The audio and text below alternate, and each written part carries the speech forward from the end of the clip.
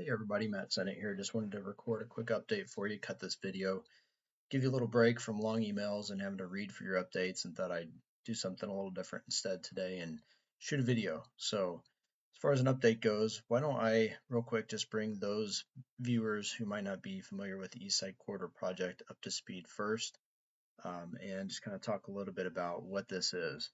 So I'll flash a picture up here. Basically, the East Side Corridor is a roadway they're proposing next to a fairly large residential neighborhood of over 150 homes on the south side, and then on the north side there's a couple more neighborhoods as well. But basically this was supposed to be a 30-mile-an-hour street, and they're trying to upgrade the plans for this street to be a 45 to 55-mile-an-hour highway right next to all these homes, as you can see here in the little green breakout. This is out east on Rose Street and just kind of by Turtle Creek Nursery. And then as you get to the east side of town here, you can look kind of where that darker beige area is, and that's where they're proposing this highway be built. Again, highway speeds 45, 55 miles an hour, and alongside things like this. So there where you see the orange in the yard, that is actually the side of the improvement or the development, as it would be this highway project. That close to some swing sets. I actually don't have a scanned in version of this, but I'll just show this to you, and that is how close this project would be to existing homes. And this is just one of many examples. So here's the edge of the highway improvement, or project, I should say, and then you can see how close that home is. And that brings me to kind of the next point that our group is making, and that is here, why don't they go to 34th Avenue, which is just down the road here. Sorry, let me pull that back up here.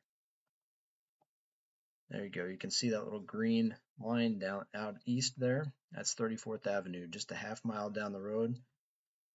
Take people another 30 seconds to go out that far, which actually isn't that far at all. But if we did that and we developed along that roadway, first off, only 1.5 miles would need to be developed for a roadway. The other roadway already exists, crosses Maple Creek in an existing crossing, so we wouldn't have to deal with that. And as this photo here shows, you can see quite a bit of wetland there on the edge of our neighborhood. They wouldn't have to deal with all of that, which obviously adds expense to the project. Overall, this is a $20 million project, and while some of this would fall to state and federal grants and loans because of the type of road they're trying to make this, certainly a good portion of that is going to fall to taxpayers. And so that's the other part that we don't agree with, is the short term and short-sighted nature of this project that is 30 years old. So this was a road, 29th Avenue was a road they were proposing 30 years ago as the East Side Corridor. And of course, since then, we've had development out east. We've had all these neighborhoods put in, and it just doesn't make sense to sink a highway with high speeds right next to neighborhoods. That time's passed. In fact, Minnesota Department of Transportation has recommended that 29th not be used and that it be moved out to 34th, which again is that green line there that we're trying to talk to the city and county about moving it out to. Again, we're not opposed to a road in our backyard. 30 miles an hour is what it was supposed to be. We'd like to keep it that and move that highway out where we can actually have some development like grocery stores, gas stations, things that we don't have here on the east side of town. Be kind of nice. But again, it does come at a significant cost, and I think taxpayers need to be informed about what our city and what our county is trying to do here with this road. Quick update on the meetings. We had past couple meetings well attended. Appreciate everybody's support on that.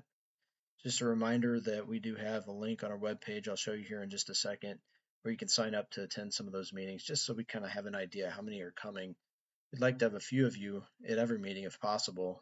Listen, myself will be at every meeting speaking, and we don't necessarily expect that you would speak, but if you would just come and sit with the group, that shows the city and the county that we have a nice support base. And I know we've got plenty of you out there. We've got 400 signatures electronically on our petition, and we probably have another 150 to 200 signatures, written signatures on signed petitions that way too. So I know there's plenty of you out there. So if you'd like to come just to a meeting every once in a while, that'd be great.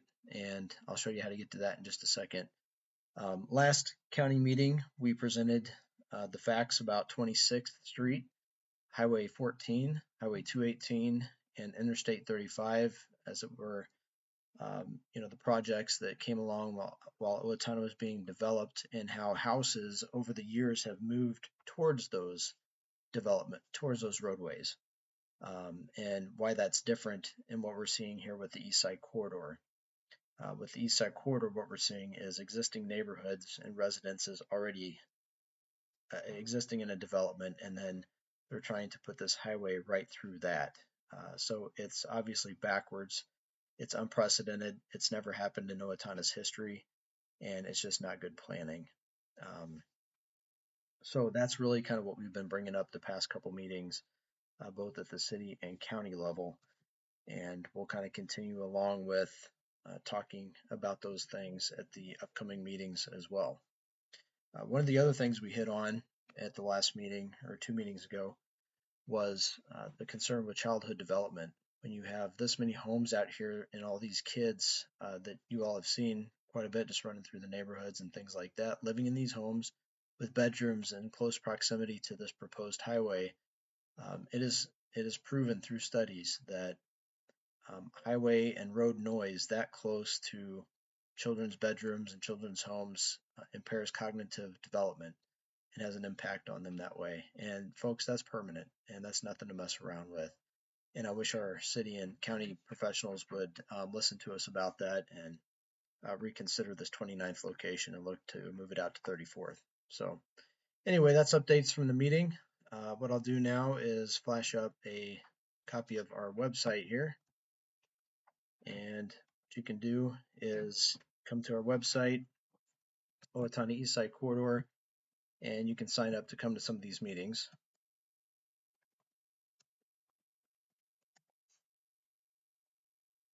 There you go. Up at the top right hand corner, you're going to see public meetings. Click on that link there. And here's that sign up for meetings and reminders. So if you click that, you'll actually see a schedule of upcoming meetings that you can sign up for. Just again, nice to know who's coming, and that we'll have a nice showing at any given meeting where I'll be speaking, and again, a couple others as well. And then if you actually cursor down on this page, you'll be able to see some of the past city and county commissioner meetings that we've attended and spoken at the public comments section, and a little bit about what each meeting was about. So that's our public meetings page, and then we have the how to help, and that has a link to our petition. Really appreciate if you consider signing that if you haven't already. And then down below that, we've got emailing all decision makers. So all of the key decision makers on the county and the city commission and boards, it will populate an email that you can send to them in support of our cause in getting this road pushed to the 34th Avenue location, which I don't know if I mentioned this earlier, but Minnesota Department of Transportation has already recommended that. And so it's a well-founded alternative to what they're trying to do here with putting things so close to our residences out here on the east side of town. So that's that. I think that's all I have for you. I guess stay tuned for future updates as we kind of move forward here. I might entertain doing this a little more often than sending emails. Hope it works out for everybody, and I hope to see you soon. Thanks.